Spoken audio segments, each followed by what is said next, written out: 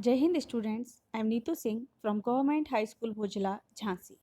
I welcome all the students of class 10th in English virtual class. How are you all? I hope you all are benefiting by these online classes. I am going to start my class with the famous saying, a journey of 1,000 miles begins with a single step. This motivational and inspirational proverb expresses deep insight about determination.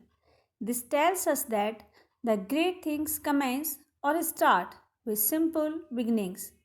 However difficult a task is or work is, but you can only complete it if you first start it. Today, I am going to teach you a very important topic of English grammar. And our today's topic is helping verbs or auxiliary verbs. Students, it is a very important topic and we will cover this topic in 3 parts. And this is the first part of the topic.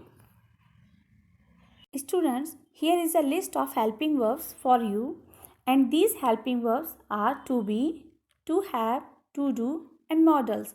And these helping verbs are also divided into 2 parts. The first 3 parts, to be, to have, to do, they are called primary auxiliaries, and these are called modal auxiliaries. So the primary auxiliaries verbs are be, have and do. These verbs modify other verbs in a full verb phrase. The primary auxiliaries verbs to be, have and do. They give information about the tense. They make the tense, and all these primary auxiliaries verbs can be used by themselves as a main verb. Primary auxiliaries and modal auxiliaries, they do not follow the same grammatical rules. As in primaries, they have S form, and as you can see in is, was, has, does, they all have S forms, but modals, they do not have S form. And these are modal verbs: can, could, may, might, must, ought, shall, should, will, would. These are called modal auxiliaries. In English grammar, a modal is a verb that combines with another verb to indicate mood or tense. A modal is also known as a modal auxiliary or modal verb, and it expresses necessity, uncertainty, possibility, and permission. Students, here are few interesting lines for you, and you can learn helping verbs or auxiliary verbs by humming these lines. And these are helping verbs, there are 23. Am, is, are, was and were, being, been and be, have, has, had, do, does, did, will, would, shall and could. There are 5 more helping verbs: may, might, must, can, could. So they are really very interesting. And students, these types of songs or catchy lines make grammar easy, and you can learn easily the grammatical rules also. After having basic knowledge about helping verbs, we'll move forward to our today's topic, and this is about to be.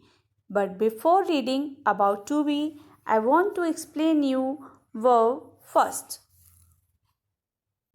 Now we are going to read about verb. Now we are reading verb. A verb is a word that tells us what something or somebody is doing. Something or somebody is doing. Something means is the things is the kite, water. Here is an example of kite. The kite is flying in the sky. So what the work kite is doing? Kite is flying. As the water is flowing, so what the work the water is doing? The water is flowing automatically. It is flowing naturally. So these are the words: flying, flowing. These are action word. And what the somebody? Somebody means as any person name. What is Ram doing? Tom doing? John doing, what am I doing, what are you doing, your friends, your parents, your so many.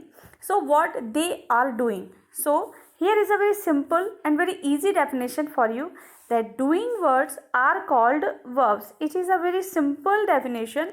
Doing words are called verbs. It means word which shows action is called verb. You can see in this picture that John is sitting here. What is John doing? John is sitting here. And Tom is playing. What is Tom doing?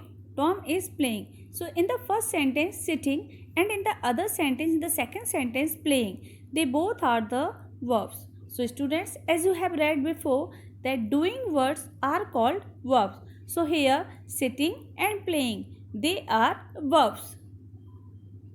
In this picture, you can see that the earth moves around the sun. What the earth is doing? Earth is moving around the sun. So the action word, what is the action word here? Moves. So this is verb. Thus we find verbs are words that show an action, as walk, run, laugh, crawl, cry, push, pull, listen, sing, read, and so many words. Something, students, something that a person, an animal, or a thing does is called verbs.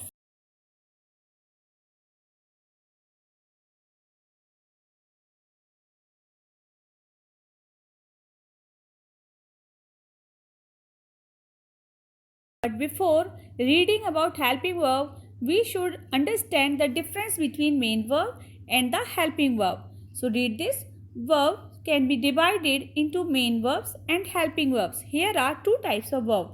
One is main verb and other is the helping verb.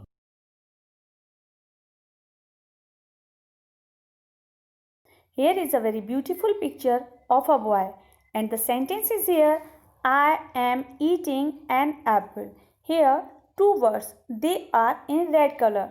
Why? Because these two words, they are showing, one is showing helping verb and the other one is showing main verb. Am, as you read before, that am is the helping verb, and eating, eating is an action word, it is main verb. And what the boy is doing? The boy is eating an apple. So eating is the main verb. Again, doing words are called verbs.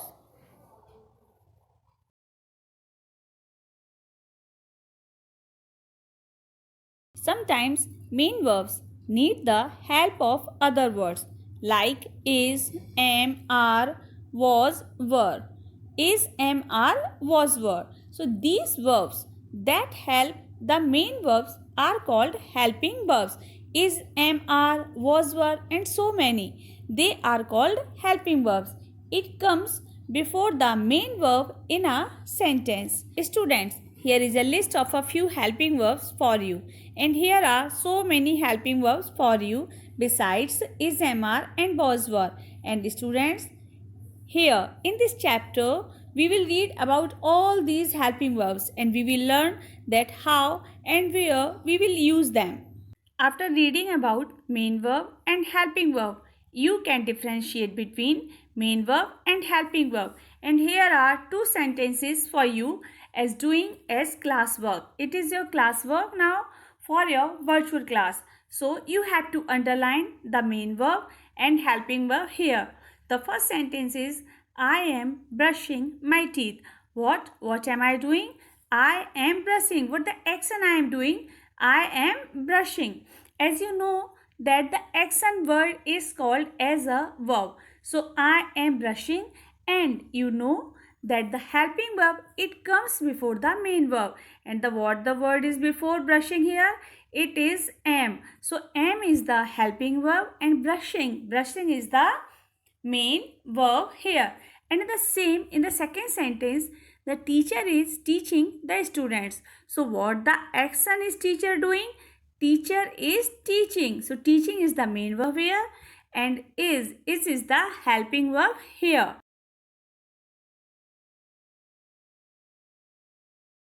After teaching you about main verb and helping verb, Now it is time to teach you about verb to be. Verb to be. To be is a key verb in English, playing a major part in many types of constructions. It has many uses and meanings, both as a main verb and as a auxiliary verb or a helping verb. And here are the present form and the past form of to be. Am, is, are. They are the present form of verb to be, and was, were. They are the past form of to be. Students, remember, in every sentence in English must have a verb, and to be is used in many cases where there is no action in the sentence. Let's find out in the next picture.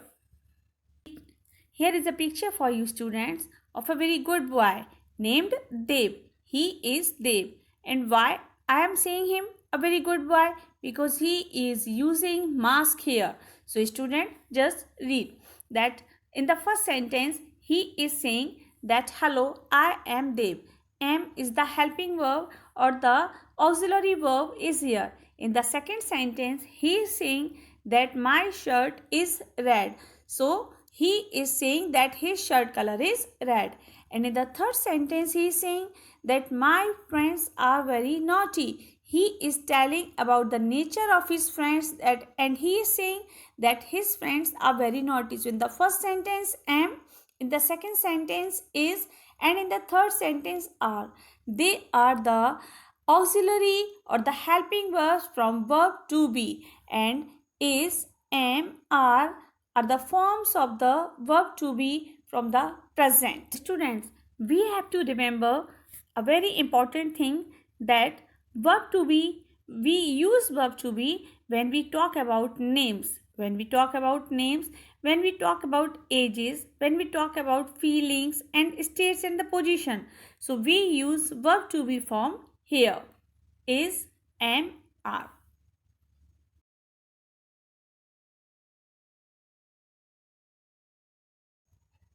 You read about verb to be form, the present and the past form. And now I am going to teach you about the present form of to be. Is, am and are. They are the present form of verb to be.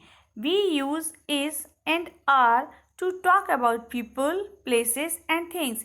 Students, when we are talking about the other people, it means the second person, because when we talk about other people it is called second person.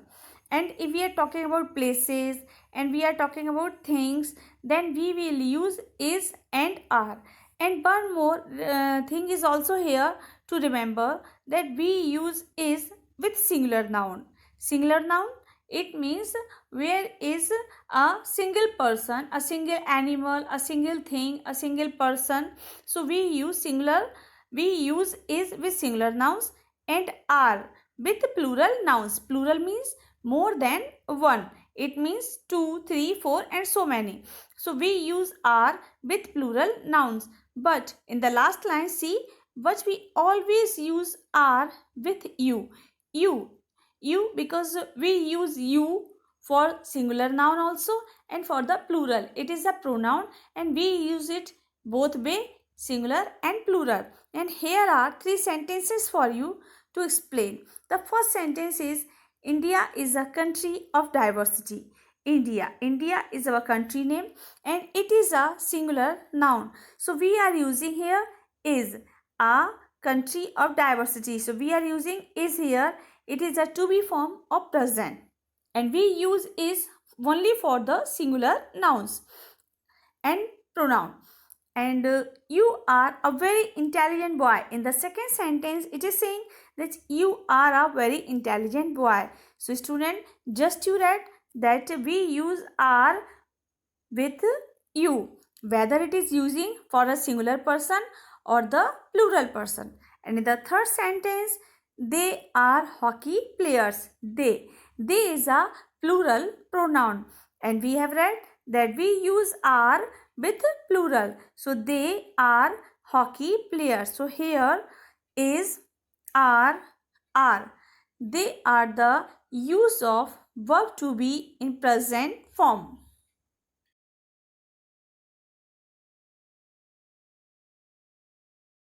you have read that we use is with singular noun and are with plural nouns, and we use am only to talk about self. We use am when we are talking about ourselves. And here is an example for you, that in the first sentence, I am very happy today. So this sentence is showing that I am very happy. It is also a state. Being happy is a state. So the sentence is saying that I am very happy today. And the second sentence is I am your well-wisher. I am your well-wisher. And the third sentence is I am not your servant. So these all three sentences, they are talking about self. We use am only to talk about self, and all these three sentences are talking about self. So here we use am with I. Students, remember that we always use am with I in present form of verb to be.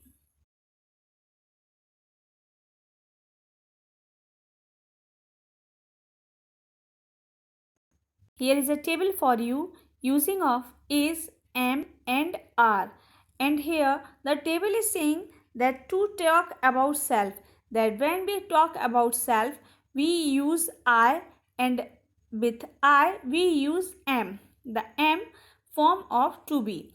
And when we talk about listeners, when we talk about the listeners, as I am speaking at this time and you are listening, now you have become the second person for me, and we use are with you, whether it is for the singular or for the plural. So we use are with you.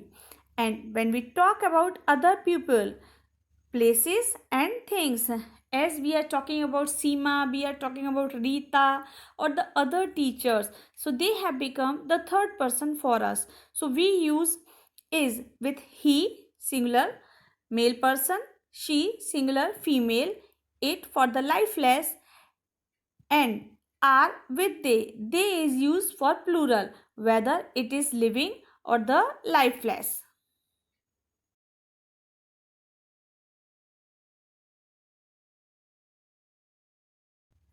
After reading a lot about to be forms of present, now here is a classwork for you, and you have to fill in the blanks using ing, is, am or are, the present form of verb to be in these 5 sentences. And the first sentence is saying that I, a student of class 10th. This sentence is showing the states, and the first sentence I. So as you have read that we use am with I. So I am a student of class 10th. In the second sentence, we going to Delhi today by train. Today, it is showing the present, and we use in present we use are with we. So now the sentence is we are going to Delhi today by train. In the third sentence, it shows the lifeless things or the weather or the natural things. So it is a singular pronoun. And the number 4, Deepa, my loving sister. Here is the fill in the blanks, and you have to write a proper auxiliary or the helping verb with Deepa. So Deepa is my loving sister because it is a singular noun. And in the 5th sentence, you my namesake. Here is a word for you, and the namesake. Namesake is a person that has the same name. As my name is Neetu Singh, and if there is any other teacher is also named Neetu Singh, then we both are the namesake. So here in the number 5th sentence, you have to fill the proper auxiliary verb, and you know very well that we use are with you. So in the first sentence am, second in are, third is, fourth is, and you are. Students, we have read a lot about the present form of verb to be. Now we are going to read about the past form of verb to be, and here are only 2 helping verbs, was and were. Here is a 1-minute work for you as classwork, and these all 3 sentences, they are related with the past form of verb to be. The first sentence is we dash tired last night. The last night. Last night, it shows the past incident or the past happening. So we have to fill the right form of verb to be related with the past as was or were. So we use were with plural pronoun we. So the sentence will be like this: we were tired last night. Second sentence is you dash not at home yesterday. Yesterday is also a timing word.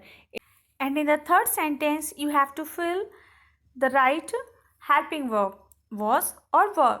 He not present there. And you know very well that he is a singular pronoun and we will use was here. So the sentence will be he was not present there. So we were, you were, he was. Very good students, very good.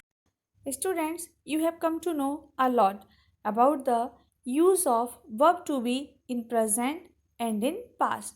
Now, as you know that it has many types of construction and it has many uses and meanings. And now I am going to teach you very few basic and very common rules about verb to be form. That's how we will use them and where we'll use them. The most common use of using verb to be is in continuous tense. You can see in the information of as continuous tense. We can use verb to be in continuous tense. In the first sentence, he is working, and in the second sentence, I was writing. As you know, that is the present form of verb to be and was is the past form of verb to be. Student, just remember, it is a very interesting thing that the continuous tense, it is formed with the verb be plus ing form of the verb. So, we use the verb to be form here in this tense, and in present continuous is mr can be used to show an action which is happening at the time of speaking, and was were in past continuous can be used to show an action which was happening in the past, So the most common use of verb to be is in continuous tense. Students, the other use of verb to be form is in passive voice, in the information of the passive voice. And here are two sentences for you. For example, the gate was open and English is taught by me. In passive voice, we use to be form with the past participle, or you can say the verb third form or the action third. Students, we use to be form in passive voice mainly in simple present and in simple past, but we use to be form in making the passive of present continuous and past continuous also. So this is the second other use of verb to be. Students, here is one more use of verb to be, and it is to denote command. It means to give command. As you know that in imperative sentences we give command, we command to the second person. It means you. But the order can be given to the first and third person also by applying verb to be form.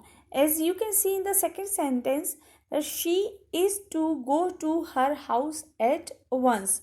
And you can use see in the first sentence also, that here is already you are, but you can use that she is to come well dressed to school.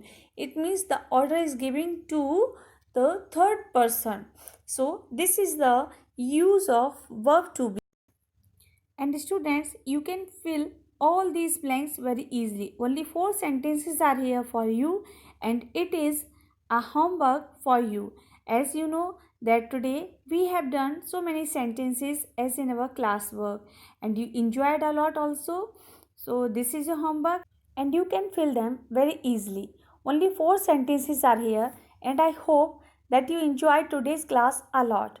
And you know that the verb to be has a variety of uses in forms in the English language. And before filling the sentences and before doing the sentences, make sure you are using the correct form and positioning it correctly in the sentence according to the grammar rules, which I taught you today. So students, in our today's class, we read about verbs, main verbs and helping verbs. I am fully sure that you have understood the use of verbs to be well. And in the second part, we'll read about the use of do and have.